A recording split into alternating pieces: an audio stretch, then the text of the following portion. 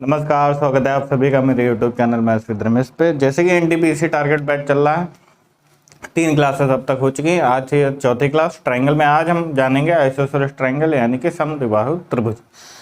सारी चीज़ें उम्मीद है आप लोगों को समझ में आ रही होगी। आप लोग ज़्यादा से ज़्यादा वीडियो को शेयर करिए भाई, व्यूज़ कम हो गए हैं। मैं जानता हूँ मेरी गलती रही, बीच में मैं गायब हो गया 1 महीने के लिए, लेकिन 15-20 दिन में बेड से नहीं उठा, तो आप कैसे समझ लीजिए वीडियो। अब उतना दिखावा मुझे नहीं करना है कि हाँ अब गला खराब है तब भी ज़बरदस्ती वीडियो बना रहे हैं, बच्चों को समझ में नहीं आ रहा है या कुछ भी है, वो दिखावा मेरे अंदर नहीं है। मैं एकदम फिट हो पाऊँगा भाई।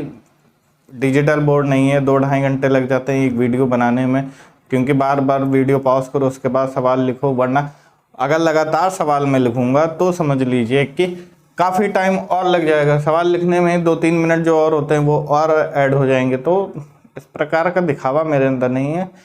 आप लोग साथ दीजिए पूरा, ज़्यादा से ज़्यादा शेयर करिए, सब्सक्राइब करिए। अच्छी खासी जो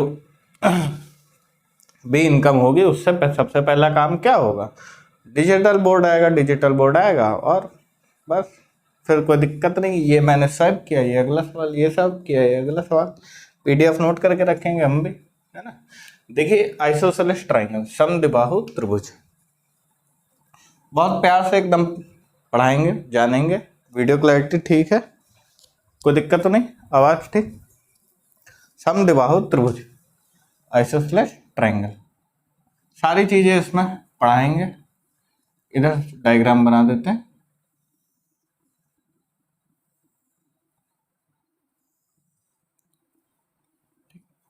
आप जानते हैं आइसोसेलेस ट्रायंगल में क्या होता है,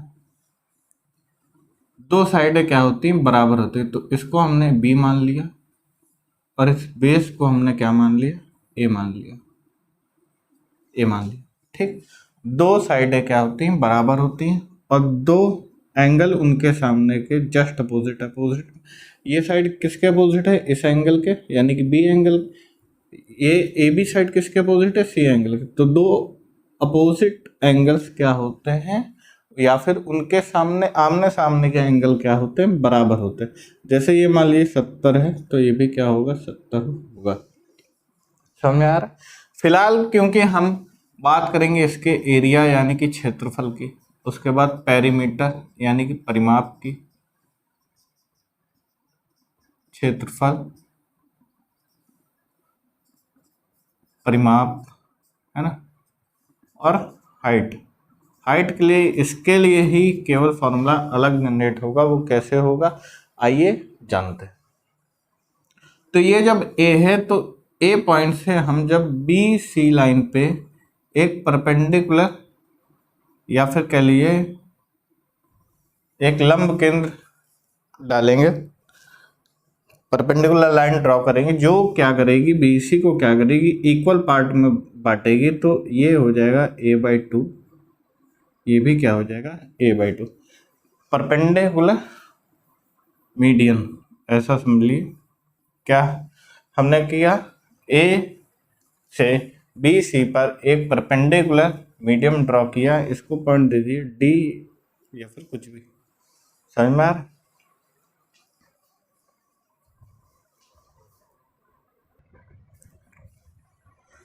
तो एडी यहाँ पे क्या है, देखिए मीडियन है, एक माध्यिका है। माध्यिका का काम क्या होता है, जो बिंदु से वो माध्यिका जिस पॉइंट यानी कि जिस रेखा पर पड़ती है उसको दो बराबर भागों में बांट देती है।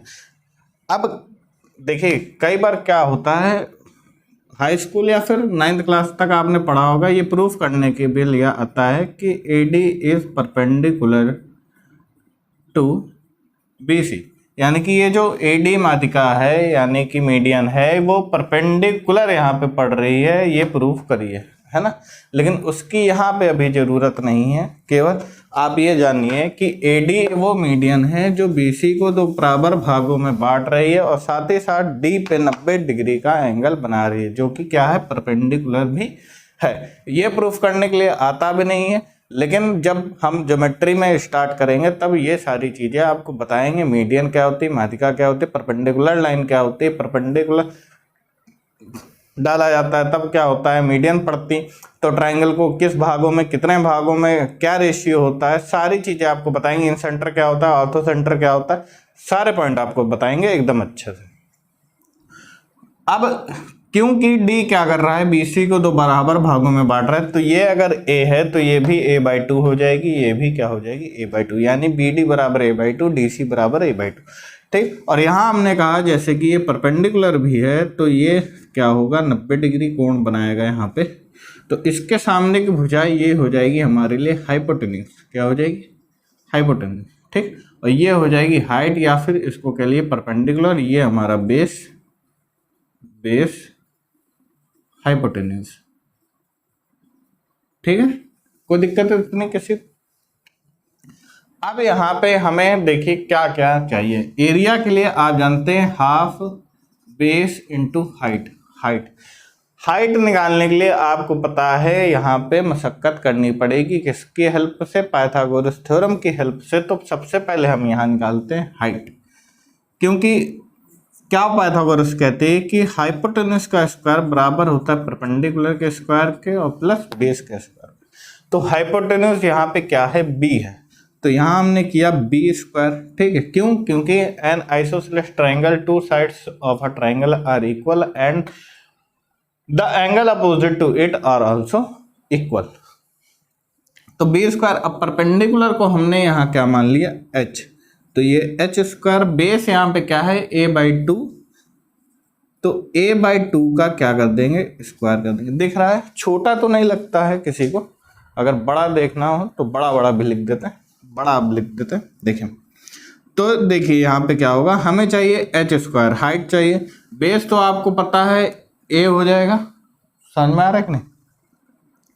तो बी स्क्वायर माइनस हो जाएगा a स्क्वायर बटे 4 और बराबर हो जाएगा एच स्क्वायर।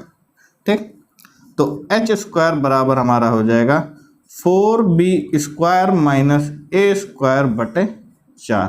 ठीक, कितनी जगह है और नहीं है, यहाँ पे देख लीजिए। तो h बराबर हो जाएगा under root 4b square minus a square बटे 2, क्योंकि 4 का जब हम अंडर रूट करेंगे तो क्या आ जाएगा, 2 आ जाएगा। ये अंडर रूट देखिए ऊपर लगा हुआ है, समझ में आ रहा है कि नहीं, अंडर रूट क्या है, ऊपर लगा हुआ है, ध्यान से देखिए, दिख रहा है कि नहीं भाई, हाँ दिख रहा है। बार बार यही डाउट रहता है कि बच्चों को सब चीजें एकदम अच्छे से दिख रही हैं कि नहीं दिख रही हैं। हो गया, इतने ही चीजों में किसी को दिक्कत, ये हमने क्या माना, a/2 पूरा बेस क्या था, a था। ठीक, अब इस फॉर्मूले में परिमाप अभी आप हटा दीजिए, क्योंकि यहाँ पे लिखना है। परिमाप डायरेक्ट बता देते हैं, सिंपल है।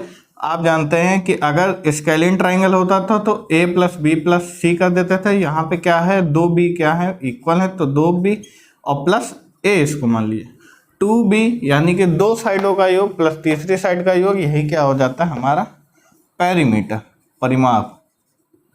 इसको यहाँ पे नोट कर लीजिए आराम से, इसका कोई अभी कोई खास काम भी नहीं है, बस पता होना चाहिए कि 2b प्लस a हमारा क्या है, परिमाप है। b जहाँ पे इक्वल साइड है और a क्या है, आधार है, बेस है।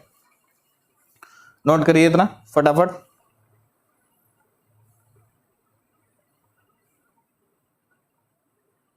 हो गया। अब देखिए, क्योंकि क्षेत्रफल पे हम आए थे तो यानी कि हाफ, अब बेस क्या था हमारा a, हाइट हमने निकाली under root 4b square minus a square और बटे 2। ठीक, तो पूरा जो हाइट फॉर्मूला हमारा निकल के आएगा वो 2 गुणे 4, यानी कि a/4 लिख लीजिए और under root 4b square minus a square, ये हमारा निकल के आएगा एरिया, क्षेत्रफल का formula. a/4 under root 4b square minus a square, क्योंकि थोड़ी राइटिंग गंदी है तो हल्का सा खिचपिच हो जाता है, शर्ट पे तो नहीं गिर के। तो ये एरिया का फॉर्मूला हुआ। केवल जब हाइट की बात की जाएगी तब हाइट हम किस फॉर्मूले से निकाल देंगे बेटा, तो इस फॉर्मूले से। याद रखिएगा b यहाँ पे इक्वल साइड है और a यहाँ पे बेस है, आधार।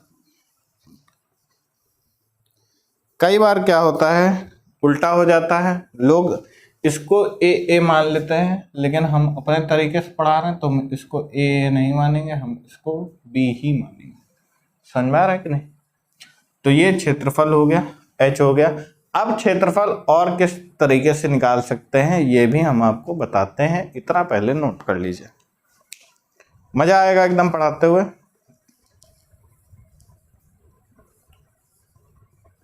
नोट करिए फटाफट।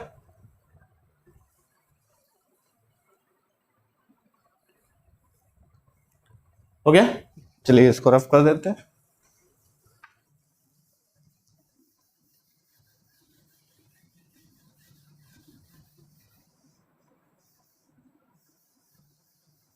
अब आइसोसेलेस ट्रायंगल में ही क्या होता है बच्चों, एक पॉइंट और होता है जिससे हम क्षेत्रफल निकालते हैं।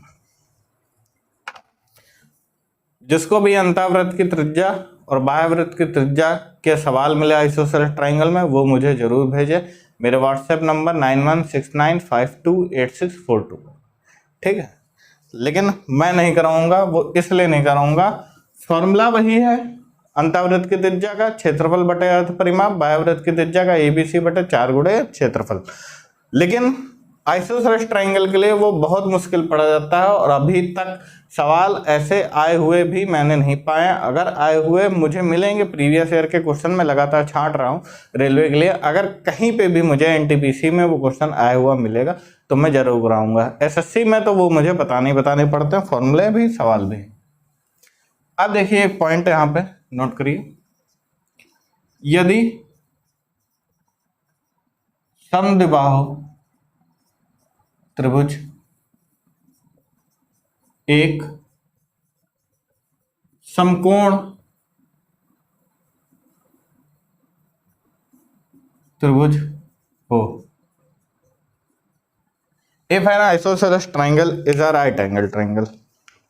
सिंपल है, if an isosceles triangle is a right angle triangle. तब क्या करना है, देखिए तब ये डायग्राम बन जाएगा कि हमारे पास क्या है, ये 90 डिग्री है, ठीक, ये ए है, ये ए है आधार, बी क्या है, हाइपोटेन्यूज है, ए बी सी, ठीक। ये क्या है, ये और आधार यानी कि हाइट और बेस हमारा क्या है, इक्वल हो जाएगा, तब ये बी हो जाएगा। और ये जो एंगल है, क्योंकि मैंने कहा दोनों साइडों के अपोजिट के एंगल, तो ए किसके अपोजिट है, सी एंगल के, और बी सी साइड किसके अपोजिट है, ए एंगल के, तो ये दोनों क्या होंगे, 45 हो जाएंगे इन केसों में, और ये हो जाएगा 90 डिग्री। समझ में आ रहा है कि नहीं, बताइए। या फिर इसको आप लोग ऐसे भी बना सकते हैं, दोनों तरीकों से बना के दिखाते हैं। ये हो जाएगा 45 90 डिग्री, ए बी सी, ठीक। तो 90 के सामने वाली साइड हो जाएगी हाइपोटेन्यूज यानी कि बी। हमेशा याद रखिएगा 90 के सामने की साइड हमेशा हमारी क्या होती है, हाइपोटेन्यूज होती है। कहीं भी 90 डिग्री किसी भी ट्रायंगल में बना हो, उसके सामने की साइड, अगर पाइथागोरस थ्योरम से वो सवाल करना है आपको, तो आप हमेशा मान लीजिए 90 डिग्री के सामने वाली भुजा कौन सी होगी, हमेशा हाइपोटेन्यूज यानी कि कर्ण होगी। समझ में आ रहा है। ये 45 है, तो इसके सामने की ये ए हो जाएगी, ये भी क्या हो जाएगी, ए हो जाएगी। अब यहाँ पे इन केस यदि समद्विबाहु त्रिभुज क्या हो, एक समकोण त्रिभुज हो, if an isosceles triangle is a right angle triangle, area क्या हो जाएगा तब हमारा, क्षेत्रफल। सिंपल वही formula, half base into height. तो हाफ बेस यहाँ पे क्या है, ए है, हाइट यहाँ पे क्या है, ए है, यानी कि ए स्क्वायर बटे 2 क्या है, क्षेत्रफल का यहाँ फॉर्मूला हो जाएगा। दूसरा क्या है फॉर्मूला, देखिए जो यहाँ पे हमारी हाइपोटेन्यूज साइड है, हाइपोटेन्यूज यानी कि कर्ण,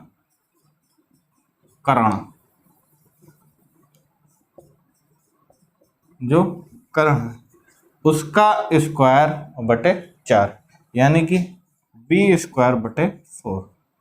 ये भी एक होता है हमारा क्षेत्रफल का फॉर्मूला, जब क्या हो, आइसोसेलेस ट्रायंगल एक right angle triangle, area B square बटे 4।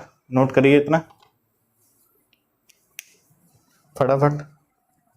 उम्मीद है दोनों पॉइंट आपको पता चल गए और अच्छे से समझ में आया होगा। यदि समबाहु त्रिभुज एक समकोण त्रिभुज हो तब क्षेत्रफल हाफ ए स्क्वायर या फिर ए स्क्वायर बाई 2।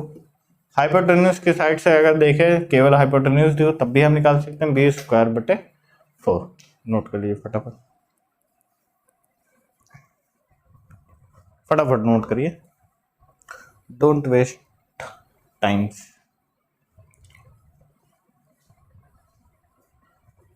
चीजें आपको समझ में आ रही होंगी। ये देखिए चलता है, दिखता है साफ कि नहीं। ये ए है बराबर साइड, ये दोनों क्या है इक्वल साइड है। ये अपनी हाइपोटेन्यूज साइड है, ये इक्वल साइड है, ये अपनी क्या है हाइपोटेन्यूज। 90 डिग्री के सामने वाली साइड हमेशा क्या होती है हाइपोटेन्यूज होती है, और जो कि ट्राइंगल की सबसे लंबी भुजा भी होती है। और हाइपोटेन्यूज कभी भी परपेंडिकुलर और बेस से छोटी नहीं हो सकती। Hypotenuse side is never be smaller than the base and the height या फिर perpendicular. And the sums of two sides of a triangle is always greater than the third side, and the difference between the two sides of a triangle is always less than the third side. Okay? ये सब सारी चीजें आपको geometry में और अच्छे जानने को मिलेंगे। दिख तो रहा है ग्रीन, है ना? नोट हो गया। ये उस केस के लिए है यदि समबाहु त्रिभुज क्या हो बच्चों एक समकोण त्रिभुज हो। समझ में आ गया। चलिए बढ़ते हैं अपने पहले सवाल की तरफ, जो कि आपके सामने ये रहा। देखिए इस सवाल को, देखिए पहला सवाल आइसोसेलेस ट्रायंगल समबाहु त्रिभुज के लिए। एक समबाहु त्रिभुज के शीर्ष से आधार तक खींचा गया लंब परपेंडिकुलर यानी 8 सेंटीमीटर है। आपको कहीं भी आइसोसेलेस ट्रायंगल में केवल माध्यिका दी हो चाहे लंब दिया हो, आप ये समझ लीजिएगा कि वो जिस पे भी पड़ रहा है वो उस लाइन को 2 बराबर भागों में बांट ही देगा। ये प्रूफ करने के लिए आता है क्योंकि वो प्रूफ हो चुका है। त्रिभुज का क्षेत्रफल ज्ञात करें। देखिए परिमाप आपको पता है 2b + a बराबर 64 सेंटीमीटर।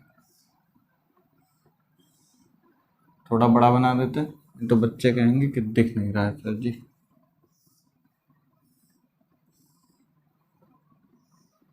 ये हमें 8 दी हुई है, ए बी सी। ये ए मान लीजिए, ये बी और बी। समझ में आ गया। बेस हमारा क्या है ए, ठीक। अब 2b प्लस है तो यहाँ पे पहले से निकाल लीजिए कि 2b बराबर 64 माइनस ए हो जाएगा। ठीक, इसकी क्या जरूरत पड़ेगी, इसकी जरूरत अभी मैं आपको बताऊंगा। आप जिन बच्चों के पास दिमाग जा रहा है वो क्लियर इसको नोट करके ही, मतलब उनके दिमाग में होगा कि 2b बराबर हमने 64 माइनस ए क्यों रखा, क्योंकि हाइट दी हुई है और हाइट के फॉर्मूला लगा के आपको बाकी चीजें निकालनी है, यानी कि √4b स्क्वायर माइनस ए स्क्वायर। तो देखिए h बराबर हो जाएगा √4b स्क्वायर माइनस ए स्क्वायर बटे 2। तो 8 हाइट कितनी दी है 8 दी हुई बराबर √4b स्क्वायर माइनस ए स्क्वायर बटे 2। अभी यहाँ पे b का मान नहीं रखेंगे। 16 बराबर √4b स्क्वायर माइनस ए स्क्वायर, 8 दूनी 16। अब इस अंडर रूट को हटाने के लिए आप चाहें तो स्क्वायर रूट या फिर स्क्वायर ऑन बोथ साइड कर दीजिए तब भी हट जाएगा। तो 16 का जो स्क्वायर होता है वो आप सबको पता है क्या होता है 256। 16 छंग 96, 16 कम 16, 1 9 6 25। नोट करके रखिए, ये सब कैलकुलेशन दिमाग में तेज होनी चाहिए। अब यहाँ पे बचा हमारा √4b स्क्वायर माइनस ए स्क्वायर। तो अब यहाँ पे हम लिख देंगे 256 बराबर 4b, यानी कि इसका भी स्क्वायर हमें करना पड़ेगा। तो 4b स्क्वायर की जगह जब 2b का स्क्वायर हम करेंगे तो क्या आ जाएगा 4b स्क्वायर बराबर 64 माइनस ए का होल स्क्वायर।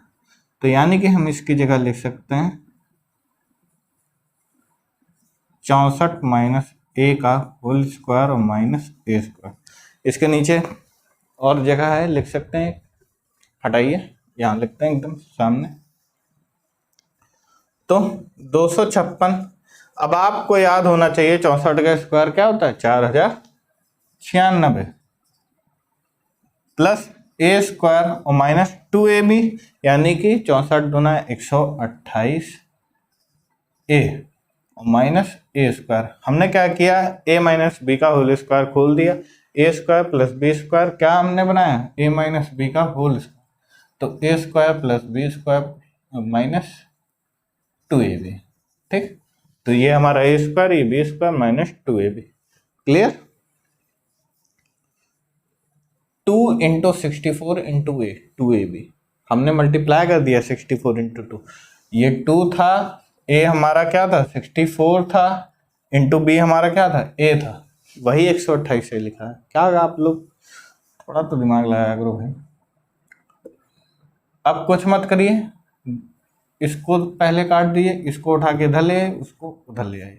128 से बराबर 4096 माइनस 256, तो 128 से ए बराबर हो जाएगा, माइनस करिए 6 से 6, 9 पे 5 गया 4, 3840।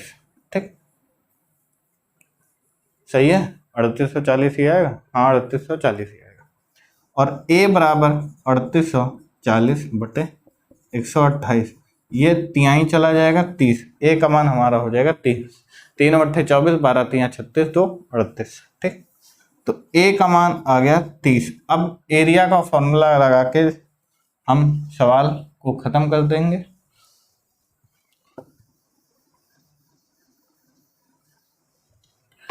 अच्छा, दो डिजिटल बोर्ड होता है, उसकी ये भी खासियत होती है, उसमें जब छोटा छोटा भी लिखिए तब भी साफ दिखता है। बेस इंटू हाइट यानी कि हाफ, बेस हमारा ए यानी कि कितना आया बच्चों 30 आया, और हाइट क्योंकि यहाँ पे जो साइडें बराबर हैं उनका यहाँ पे कोई काम नहीं होता है एरिया के फॉर्मूले में, तो बेस हमारा कितना आ गया 30 आ गया, गुड़े हाइट 8 दी थी, तो 2 चक्को 8, 120 सेंटीमीटर हमारा क्या हो जाएगा area, answer 120 centimetre square. Note करिए फटाफट,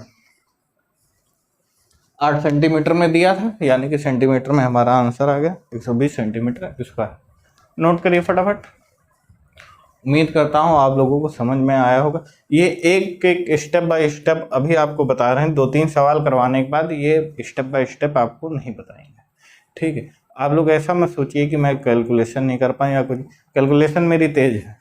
ठीक, भगवान की कृपा से भगवान ने इतनी तेज बुद्धि दी है मेरे को, जिस पे ये घमंड कभी नहीं किया, लेकिन कैलकुलेशन तेज है। पेपर देना हो चाहे कुछ भी, मैथ के पोर्शन में आज तक कभी दिक्कत नहीं हुई, और जितने पेपर आज तक मैंने दिए सब में मैथ के पोर्शन निकले ही निकले हैं। बाकी चीज़ें कभी कोई जब इनवाइट करेगा ब्रॉडकास्ट वगैरह में, जब मेरा इंटरव्यू लिया जाएगा, तब सारी चीज़ें डिस्क्लोज होंगी धीरे धीरे कि क्या लाइफ थी, कैसे कैसे लाइफ गुजरी। अपने मुंह से ही वही सब बताना ये बिल्कुल चिंदी चोरी वाला काम होता है, समझ लीजिए कि अपने मुंह से हम गरीब पैदा हुए थे, नाला पार करके जाते थे स्कूल, दिया लेके पढ़ते थे, सारी चीज़ें सारे लोगों ने की हैं। जो पैदाइशी अमीर होता है वो ये सब नहीं करता है। पैदाइशी अमीर वही होता है जिसके पास बिजनेस हो, समझ में। एक नौकरी पेशा वाला आदमी कभी अमीर नहीं होता है, वो नौकर ही होता है, उसी को नौकरी कही जाती है, चाहे कोई भी जॉब हो। राजा तो नेता लोग हैं, गरीबी करते, गरीबी मतलब मिटाने का कह के खुद इतने अमीर हो जाते हैं कि कभी उनके परिवार में गरीबी ही नहीं आती है ना। कभी देखा है किसी नेता का बच्चा आर्मी में गया हो, या फिर धरना प्रदर्शन में बैठा हो कोई नेता का बच्चा कि रोजगार दो, सरकारी नौकरियां क्यों नहीं निकाल रहे, बताइए। कभी भी आज तक आपने देखा हो?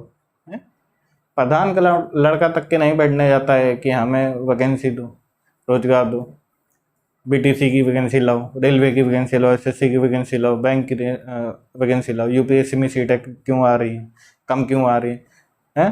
5056 वैकेंसी एलपी की कम क्यों है ऑल इंडिया में? है अभी आरपीएफ एसआई आएगा, 452 एसआई की हैं और 400 कुछ शायद कांस्टेबल की हैं, टोटल मिला के 800-850 या फिर 900, 450 प्लस कर दिए, मोटा मोटा 900 से ज़्यादा वैकेंसी नहीं है।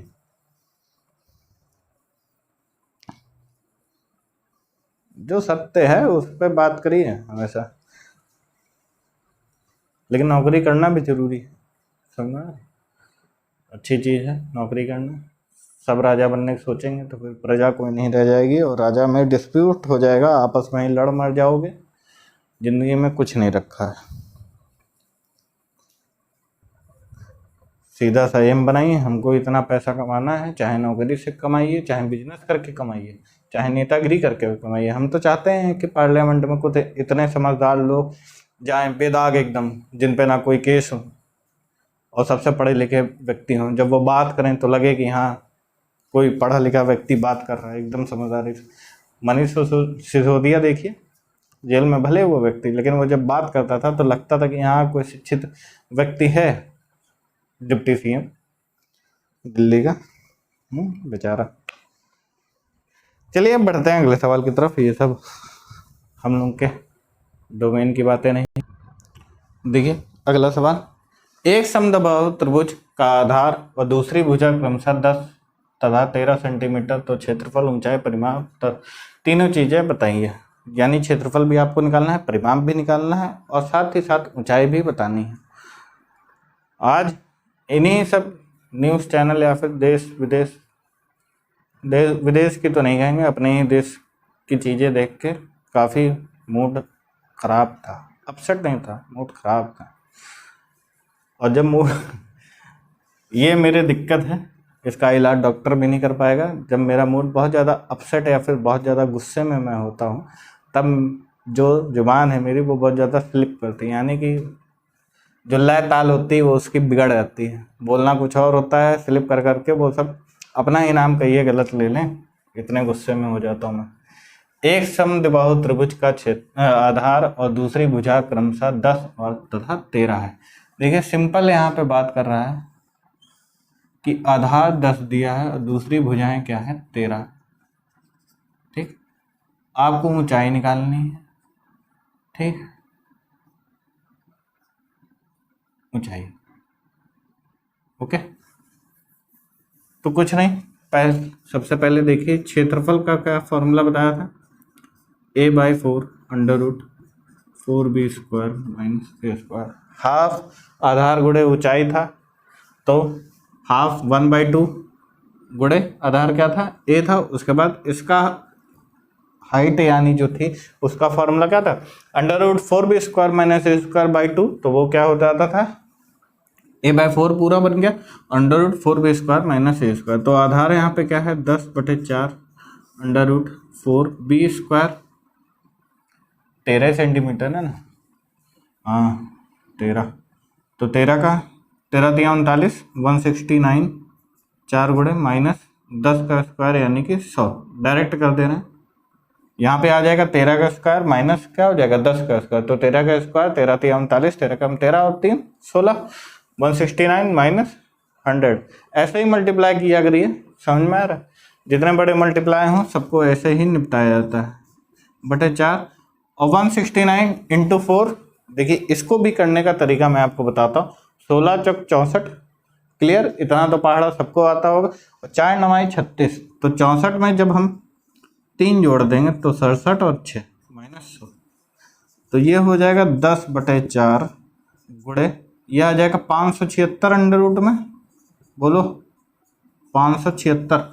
576 आपको पता है किसका होता है, 24 का होता है। 4 × 24 यानी कि 60 सेंटीमीटर स्क्वायर हमारा क्या हो जाएगा, एरिया आ जाएगा, एरिया। तो एरिया तो निकल गया।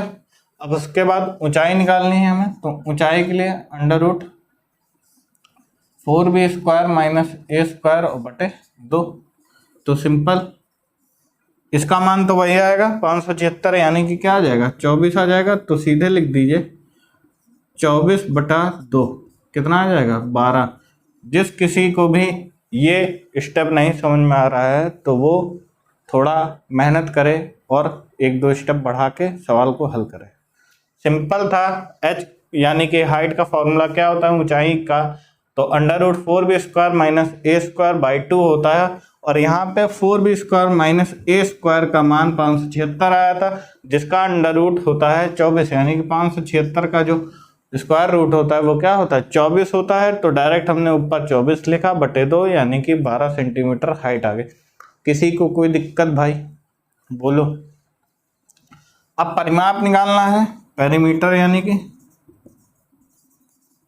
तो पेरीमीटर 2b प्लस ए होता है यानी कि 2 गुणे 13 और प्लस 10 यानी कि 13 दूना 26 प्लस 10 36 सेंटीमीटर हमारा परिमाप हो जाएगा। ये एक आंसर ब्लैक मार्कर से लिख देते हैं।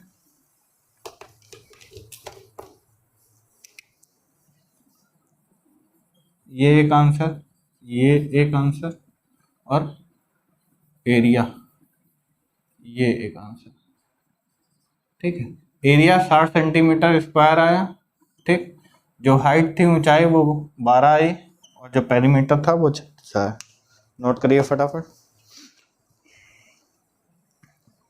फटाक से नोट करिए।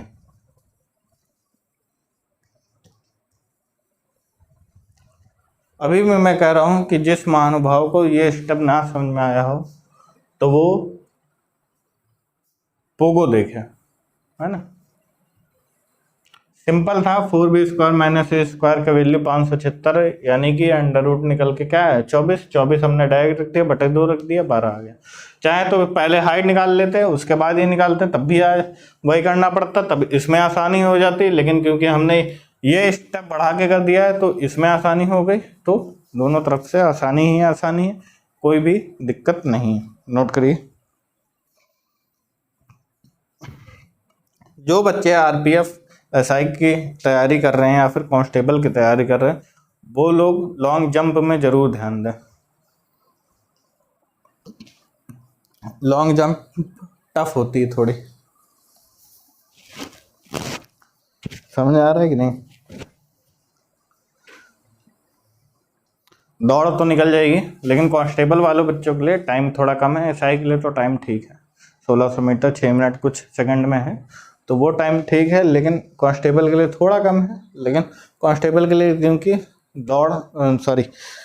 लॉन्ग जंप ज़्यादा है, शायद भूल गए 15 फीट प्लस ही है कांस्टेबल के लिए, या फिर एसआई के लिए 15 फीट है लमसम। फिलहाल देख लीजिए, मेहनत करिए उस पर।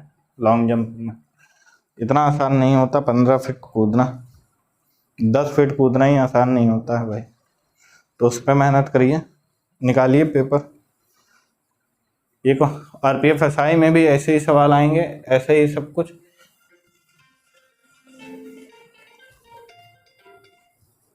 नोट कर लिया, चलिए बढ़ते हैं अगले सवाल की तरफ जो कि आपके सामने ये रहा। देखिए सवाल को, देखिए अगला सवाल बहुत ही खूबसूरत सवाल। एक समद्विबाहु त्रिभुज का परिमाप 544 सेंटीमीटर तथा प्रत्येक बराबर भुजा आधार का 5/6 है, तो त्रिभुज का क्षेत्रफल ज्ञात करें। देखिए इसमें हल्की मेहनत है कैलकुलेशन में, लेकिन वो आप लोग करिएगा। ठीक, परिमाप दिया है 544 सेंटीमीटर, भुजा आधार का क्या है 5/6, तो आधार अगर हम मान लेते हैं, आधार अगर हम मान के चलते हैं 6x था, आधार क्या था 6x था, तो आपको पता है प्रत्येक बराबर भुजा क्या आ जाएगी, यानी कि बराबर भुजा हमारी क्या आ जाएगी 5x। ठीक, समझ में आ रहा है कि नहीं भाई। आधार हमने ऐसे मान लिया, आधार 6 माना तो बराबर भुजा हमारी क्या आएगी 5x आएगी। आधार का क्योंकि क्या है 5/6, तो आधार 5/6 है तो 6 से 6 कट गया तो बराबर भुजा 5x आ जाएगी। परिमाप आपको पता है क्या होता है आइसोसेलेस ट्रायंगल का कि 2b + a, तो बराबर भुजा का 2 बार प्लस या फिर 2 गुना 5x गुणे 2 चाहे कर लीजिए तो 6x, बराबर कितना दिया है 544, तो 544 बराबर 10 + 6 16x, 16 3 48, 6 बचा 16 चौक 64, तो x का मान कितना आ गया 34 आ गया। तो ये कितना आ जाएगा 6 चौक 24 3 18 204, और बराबर भुजा हमारी कितनी आ जाएगी 170 सेंटीमीटर। तो ये 204 और 170 सेंटीमीटर। अब हमें बताना है त्रिभुज का क्षेत्रफल। तो क्षेत्रफल आप लोग जानते हैं फॉर्मूला क्या होता है, a/4 ए बटे 4 under root 4b² minus a²। तो ए आधार हमारा कितना है 204, 204 बटा 4 और अंडर रूट 4b²। बी यहाँ पे क्या थी हमारी बराबर की भुजाएं थी, तो बराबर यानी कि 170 का स्क्वायर माइनस a² आधार का स्क्वायर यानी कि 204 का स्क्वायर। ठीक, कोई दिक्कत? 4 पंजे 20, 4 एकम 4, 51 इंटू 4 गुणे 170 का स्क्वायर माइनस 204 का स्क्वायर। इसको अगर हम चाहें तो 2 नहीं लिख सकते ना, क्या ये स्क्वायर माइनस बी स्क्वायर ए माइनस बी ए प्लस बी का बन जाएगा? बताइए। 4 170 204 नहीं बनेगा ना। चलिए इसको सॉल्व कर लीजिएगा। इसका आंसर क्या है 13,000 लगभग 872 सेंटीमीटर स्क्वायर। ये आंसर रटा था मेरे को। Answer 13,872 centimetre square. इसका क्या आ जाएगा? क्षेत्रफल आ जाएगा। नोट कर लीजिए फटाफट।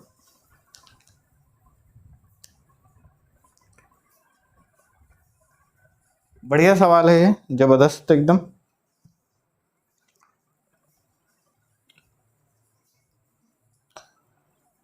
सत्रह का आपको पता ही है स्क्वायर क्या होता है, बताइए।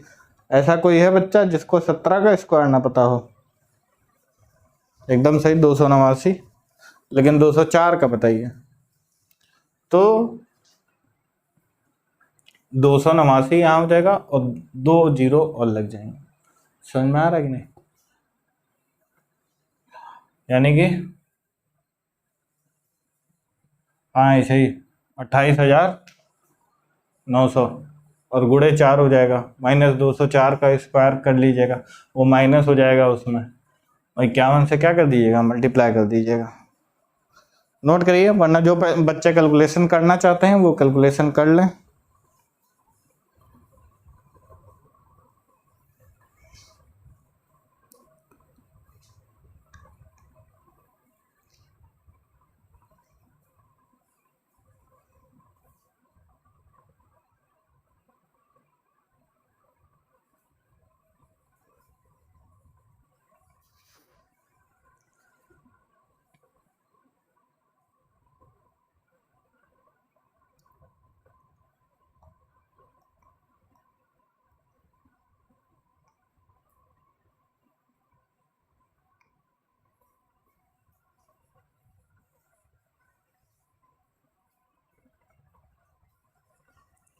हो गया?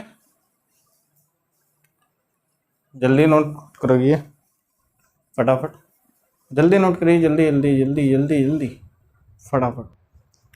वैसे तो उम्मीद है कि इतना टफ कैलकुलेशन वाला सवाल आएगा नहीं, लेकिन आ चुका है। समझ में आ रहा है? एनटीपीसी में तो आ ही चुका है जिसमें कैलकुलेशन टफ होती। एक दो सवाल ऐसे दिए ही होते हैं उसमें कि आप फंस के रह जाएं उसी में और आपका पेपर ना निकले, छूट जाए बाकी सब।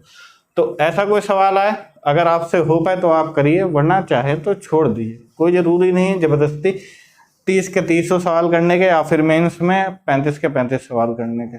समझ में आ रहा है कि नहीं? कुछ सवाल होते ही हैं छोड़ने के लिए। जैसे बैंकिंग के जो बच्चे तैयारी करते होंगे, चैनल पे तो नहीं होंगे मेरे, लेकिन उनसे पूछ के देखिए, उन्हें ये अच्छे से पता रहता है कि कौन से क्वेश्चन करने हैं, कौन से क्वेश्चन छोड़ने हैं। समझ में आ रहा है कि नहीं? तो ये समद्विबाहु त्रिभुज के कुछ क्वेश्चन थे। उम्मीद है आप लोगों को समझ में आए होंगे, तरीके भी पसंद आए होंगे। तरीके क्या, बेसिक तरीके ही हैं, लेकिन ये है उनको समझाना, उनको पढ़ाना, उनको अच्छे से दिमाग में बैठाना, यही एक टीचर का काम होता है। उम्मीद करता हूँ उस काम में मैं बेहतरीन रहा हूँगा और आप लोगों को समझ में आया होगा। ज़्यादा से ज़्यादा इस वीडियो को लाइक शेयर करवाइए, ज़्यादा से ज़्यादा जितना हो सके। जो भी आपके जानने में तैयारी कर रहे हैं एनटीपीसी के लिए, भाई कई वीडियोस में मैं बोल चुका हूँ, फिर भी बोल देता हूँ कि जीएस पे ध्यान दीजिए। जीएस इतनी इजी नहीं होगी जितनी आप लोग समझ रहे हैं। तो जीएस पे ज़्यादा ही ध्यान दीजिए, और खासकर रीजनिंग पे, रीजनिंग के प्रैक्टिस सेट जितना हो सके आप लोग लगाइए। समझ में आ रहा है कि नहीं? रीजनिंग पे नंबर सीरीज जैसे सवाल, कोडिंग डिकोडिंग जैसे सवालों पे मेहनत करिए। ये सब सवाल क्या होते हैं, फंसा देते हैं। ब्लड रिलेशन के सवाल तो मुझे नहीं लगता किसी के फंसते होंगे। समझ में आ रहा है कि नहीं? और श्लोक, तार्किक, तर्क वितर्क, इन सब पे सवाल, उन पे भी ज़्यादा मेहनत करिए, उन पे ज़्यादा प्रैक्टिस करिए। हाथ साफ एकदम होना चाहिए उन सवालों पे भी, कि आप लोग देखें तो आप बता सकें कि क्या इसका कथन है, क्या इसका निष्कर्ष होगा, क्या एजप्शन है, क्या कंक्लूजन है। सारी चीज़ें आप लोग अच्छे से लगाइए। रीजनिंग को हलवा मत समझिए बिल्कुल भी, खासकर रेलवे वाले बच्चे। समझ में आ रहा है कि नहीं? ऐसा नहीं है 2-4 सवाल ही आ जाएंगे, भरे पड़े रहेंगे सवाल। समझ में आ रहा है कि नहीं? डाटा इंटरप्रिटेशन के भी सवाल आएंगे, तो मेहनत करिए अच्छे से। वो तो चलिए मैथ में ही हम कोशिश करेंगे करवा दें, वो हम करवा देंगे, उम्मीद तो है। क्योंकि कई बार क्या होता है वो रीजनिंग में भी आ जाता है, कई बार क्या होता है वो मैथ में डाल देते हैं, है ना? चाहिए तो वो मैथ ही, क्योंकि उसमें परसेंटेज पूछा जाता है। समझ में आ रहा है? सबसे ज़्यादा परसेंटेज का ही होता है सवाल, या फिर रेशियो पूछ लिया जाता है। सबसे ज़्यादा इन्हीं 2 बेसिस पे सवाल आते हैं, रेशियो पे या तो परसेंटेज पे। तो मैं ही करवा दूंगा उससे, टेंशन मत लीजिए आप लोग। और जीएस में करंट पे आप लोग ज़्यादा मेहनत करिए, मेरा मानना ये है।